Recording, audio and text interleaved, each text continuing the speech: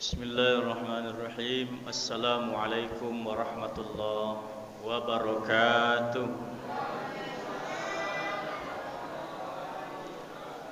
Alhamdulillahi rabbil alamin. Alladzi khalaqal insana fi ahsani taqwim. Tsumma radadnahu asfala safilin. Ashhadu an la ilaha illallah wa ashhadu anna Muhammadar Rasulullah. Subhanaka la ilma lana illa ma 'allamtana innaka antal alimul hakim. La haula wala quwwata illa billahil aliyyil azim. Segenap pengurus dan panitia Ramadan yang saya muliakan, Bapak Ibu jemaah Isya dan Tarawih yang semoga dimuliakan Allah Subhanahu wa taala. Bersyukur kepada Allah dengan ucapan alhamdulillah. Salawat dan salam kepada Nabi Muhammad sallallahu alaihi wasallam. Allahumma salli ala Sayyidina Muhammad wa ala ali Sayyidina Muhammad. Assalamu alayka ya Rasulullah. Malam ini judul santapan rohani Ramadan yang ditetapkan MDI Kota Pekanbaru, makanan halal dan haram dalam Islam. Bapak Ibu yang saya muliakan, Allah panggil kita semua manusia. Ya ayyuhan nas, kulu mimma fil ardi halalan thayyibah. Wa la tattabi'u khutuwatis syaitan, innahu lakum aduwwum mubin. Allah suruh kita makan sesuatu yang halal, makan sesuatu yang baik. Jangan ikuti gaya syaitan, karena syaitan itu musuh yang nyata. Tidak pernah Allah nyuruh makan sesuatu yang tak jelas kehalalannya. Allah tidak membolehkan makan sesuatu yang jelas haramnya. Allah melarang mencuri, maling, korupsi, sesuatu yang disebutkan zat keharamannya. Maka Bapak yang saya muliakan, biasanya kalau kendaraan itu produknya Honda, maka petunjuknya itu mesti petunjuk yang dikeluarkan oleh perusahaan Honda pula. Kalau produknya Honda, petunjuknya Yamaha, ini akan segera habis. Tidak cocok antara produk yang dikeluarkan dengan petunjuk yang dikeluarkan oleh perusahaannya. Kalau kita ini ciptaan Allah, maka petunjuknya itulah petunjuk dari Allah, yaitu Al-Quran yang diimplementasikan dalam hadis Nabi Muhammad sallallahu alaihi wasallam. Makanlah yang halal-halal dan yang baik. Ada sesuatu yang halal tapi tak baik. Ada pula sesuatu yang baik tapi tak halal. Maka Allah minta kedua-duanya. Actionnya yang ketiga, satu, makan yang halal-halal. Nasi basi halal tapi tak baik untuk kesehatan, walaupun dia halal.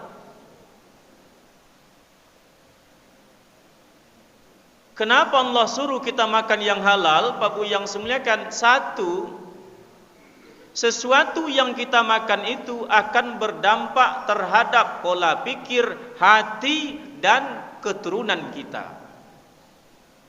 Maka orang yang makan sesuatu yang tidak halal, maka akan melahirkan energi dalam tubuhnya, menggerakkan akal pikirannya, cenderung nanti berpikirnya ke arah yang tidak halal juga. Suatu hari Syekh Muhammad Abdu berkunjung ke Perancis. Sampai di Perancis dihidangkan oleh orang makanan yang aromanya sangat menggoda. Tapi karena dia ini seorang profesor, tidak langsung makan. Silakan makan Syekh. Dia tanya, ini daging apa ini? Kata orang Perancis, ini daging babi Syekh. Saya ni ulama, kok dihidangkan daging babi? Memangnya babi itu kenapa Syekh? Haram. Kenapa diharamkan? Dijawab oleh Syekh Muhammad Abdul, babi itu dagingnya mengandung cacing pita. Syekh, ini babi dipelihara dengan bersih, sekali 3 bulan disuntik, tempatnya bersih, disembelih dengan baik, dimasak dengan sempurna, dijamin tak ada cacing pitanya. Apakah Islam masih mengharamkan daging yang seperti ini?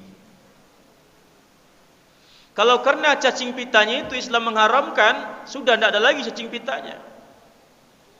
Oleh Syekh Muhammad Abdul, kalau begitu kata dia, tolong hadirkan ke saya 3 ekor ayam, 2 ayam jantan, 1 ayam betina. Yang ketiga ayam ini tidak pernah bertemu, baik langsung ataupun chatting-chattingan.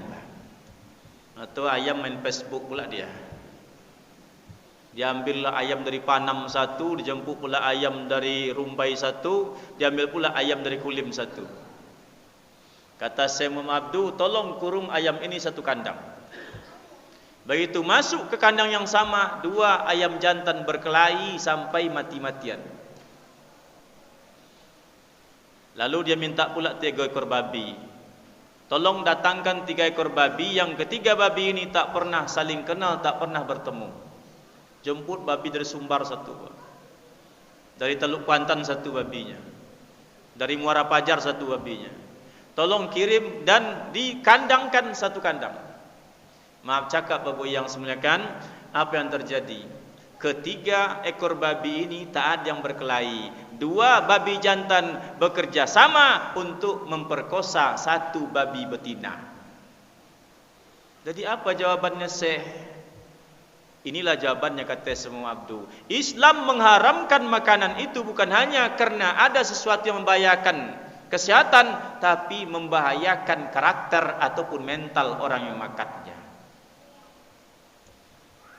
Maka banyak orang anak-anak itu ayahnya lincah, emaknya cerewet, tapi anaknya pendiam, jarang ngomong. Ayahnya ngamuk-ngamuk di belakang, piring dibanting, periuk ditendang, tam, dia tenang saja di rumah itu. Kamu kok diam saja kata emaknya. Apalagi mah, orang dah ngamuk-ngamuk di rumah itu, tenang dia Pak. Kenapa Bapak yang sebenarnya kan ini ibunya ketika mengandung dia dulu suka makan daging burung puyuh. Maka diam saja, tidak respon. Sebaliknya ada juga Bapak yang sebenarnya ayahnya jarang ngomong, maknya ngomong yang penting-penting saja. Pas lahir anaknya cerewetnya bukan main. Semua ditanya. Itu apa tuh mah? Itu apa tuh Pak? Ini kenapa begini Pak? Ini kok bisa seperti itu Pak? Ini apa namanya Pak? Tidak pernah diam Pak. Rupanya ibunya ketika mengandungnya suka makan daging burung wak-wak Pak. Tidak pernah diam Pak. Maka apa yang semuliakan, di samping yang halal kita makan, mesti diperhatikan juga karakter makanan yang kita makan itu. Bukan hanya sekedar halal saja Pak.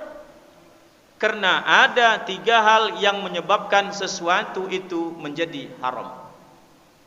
1, haramnya karena memang zatnya itu haram, disebutkan oleh Allah. Daging babi, bangkai, najis, sesuatu yang menjijikkan, haram. Yang kedua, Bapak yang semuliakan, dia halal tapi dia menjadi haram. Kenapa? Cara mendapatkannya yang tidak baik, maling, menipu, mencuri, menzolimi orang lain, merampas hak orang lain. Haram dia Pak.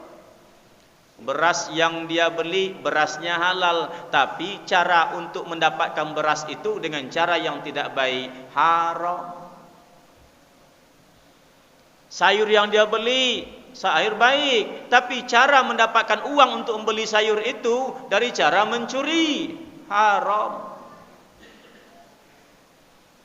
Yang ketiga, Bapak yang semuliakan, sesuatu yang dasar hukum awalnya halal tapi berubah menjadi haram. Kenapa? Karena ittabi'us syaitan, karena mengikuti gaya-gaya syaitan. Apa contohnya Pak Ustaz? Ayam itu halal, tapi disembeli tidak pakai bismillah. Disembeli oleh orang yang tidak boleh untuk menyembelihnya. Disembelih oleh orang yang belum memenuhi syarat untuk menyembelihnya, atau disembelih dengan cara yang salah dan keliru, maka daging ayam itu pun berubah menjadi haram hukumnya.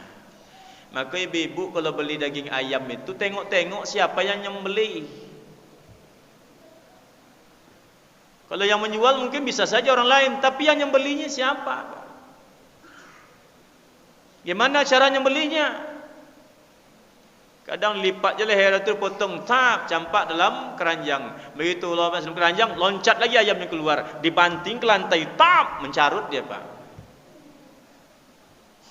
Saya temukan pedagang ayam gitu, saya lari pagi, ada potong ayam masuk ke keranjang, loncat dia, banting ke bawah, mencarut dia, matilah ayam tadi dalam keadaan mencarut, haram. Begitu juga kita beli daging di pasar, Pak. Tanya-tanya lah, kenal enggak sama penjual itu? Daging apa ini? Oh, daging kerbau, halal dagingnya. Tapi cara nyembelihnya gimana? Kadang kita lihat dagingnya, oh daging segar, daging semua, ini bagus. Kita thayyibah, baik memang. Tapi apakah cara menyembelih itu sesuai dengan syariat Islam? Nah, ibu bapak yang semuliakan, zatnya halal, cara mendapatkannya halal, cara nyembelihnya sesuai syariat Islam. Gimana cara menyantapnya? Maka Allah ingatkan juga, cara menyantap sesuatu yang halal bisa merubah sesuatu yang halal itu menjadi haram. La yasrabanna ahadukum qa'ima. Air yang disediakan ini air yang halal. Ikhlas pengurus memberikan saya minum ini, tapi saya makan minum sambil berdiri. Ikhwani syaitan. Cara minum seperti itu, cara minumnya saudaranya syaitan. Jadi Pak Bu yang semuliakan, beriringan keempat-empatnya itu. Zatnya, caranya, prosesnya, dan action cara menikmatinya. Nah, ibu apa yang semuliakan, kenapa Islam melarang sesuatu yang haram, melarang sesuatu yang tidak baik? Allah menyebutkan dalam Al-Quran, salasun qad harramallahu alaihimul jannah. Kata Nabi Muhammad SAW, 3 kelompok manusia yang Allah haramkan untuknya surga. 1 yaitu mudminul khamri, orang yang mengkonsumsi sesuatu yang haram, yang namanya minuman haram. Ini Allah haramkan untuknya surga. Lalu di hadis lain Nabi menerangkan, haramallahu innallaha haramal jannah ala jasadil wudu min wudubil haram. Sesungguhnya Allah mengharamkan setiap tubuh daging yang tumbuh dari makanan dan minuman yang haram. Maka Bapak yang semuliakan, dijamin oleh Rasulullah, orang yang mengkonsumsi sesuatu yang haram, Allah haramkan untuknya surga. 1. Yang kedua, Bapak yang semuliakan, Nabi memang menyebut bulan Ramadan ini bulan istijabul doa, doa mustajab. Siap azan menjelang iqamah, doa mustajab. Lepas makan sahur, doa mustajab. Menjelang berbuka, doa mustajab. Tapi kenapa doa kita tidak dikabulkan oleh Allah Subhanahu wa taala? Maka sahabat datang kepada Rasulullah, "Ya Rasul, saya sudah berdoa kepada Allah ya Rasul. Pagi, sore, pagi, sore, pagi, sore saya berdoa, tapi kenapa doa saya belum dikabul oleh Allah Subhanahu wa taala?" Maka Nabi mengatakan, bagaimana mungkin doamu akan dikabulkan oleh Allah Subhanahu wa taala?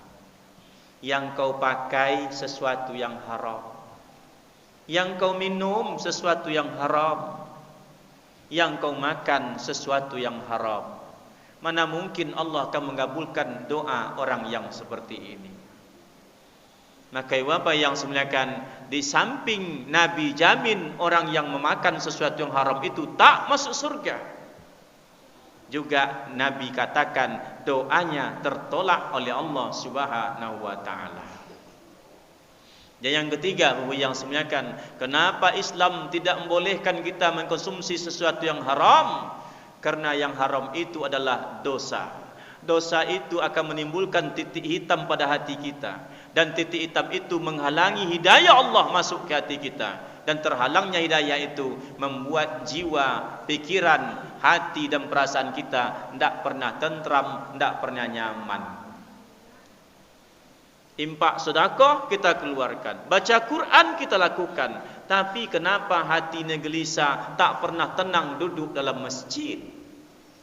Apa masalahnya Pak Bu yang saya muliakan? Masuk masjid gelisah, padahal cuma 45 menit di masjid, gelisahnya minta ampun. Tapi kalau nonton televisi 45 menit kali 2 ditambah lagi dengan injury time 15 kali 15 menit, kok tenang saja di ibu bapak yang saya muliakan. Ini akibat dan pertanda ada sesuatu yang haram telah masuk dalam tubuh kita, menghilangkan ketentraman pada jiwa kita. Pak Ustadz, rumah saya kamarnya pakai AC, tempat tidurnya bertelingkat, suasana sangat nyaman, tapi kenapa mata saya tak bisa tidur malam? Satu jawabannya ialah kegelisahan itu hadir karena ada sesuatu yang haram masuk ke dalam tubuh kita. Maka Bapak yang saya muliakan, inilah kajian kita pada malam hari ini sesuai dengan tulisan yang tertulis depan saya, max 15 menit. Saya harus ikuti peraturan Pak, tidak boleh lebih. Ada pula 2 amplop nampaknya kuis, kayaknya untuk ditanya ini. Kuis itu anak-anak nih Pak. Bapak-bapak enggak? Enggak. Kuis mungkin satu laki-laki satu perempuan mungkin ini. Pertanyaan nomor 1. Apa judul ceramah malam ini? Nih. Siapa namanya Pozan? Ini yang besar. Alif namanya. Judul ceramahnya makanan halal dan haram dalam Islam. Iya, 5 juta ya. Jangan beli mercon. Ini tenang, nanti Ustaz tambah, ada kuisnya lagi, tambah lagi nanti. Ada tambahnya. Ini untuk perempuan. Untuk perempuan.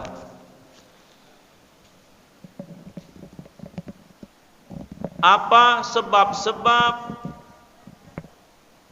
makanan itu menjadi haram? 3, sebutkan 2 saja. Ya, nih. Ya, sini ada mic-nya. Silakan Pak Indra.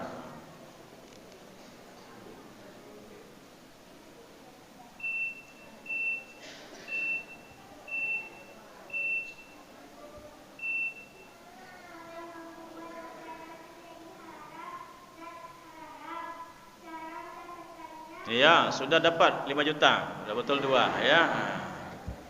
Nih. Pertanyaan nomor 3. Itu laki-laki. Ini yang paling mudah pertanyaannya, ya. Tengok catatannya cepat. Tengok catatannya. Siapa nama ustaz penceramah malam ini?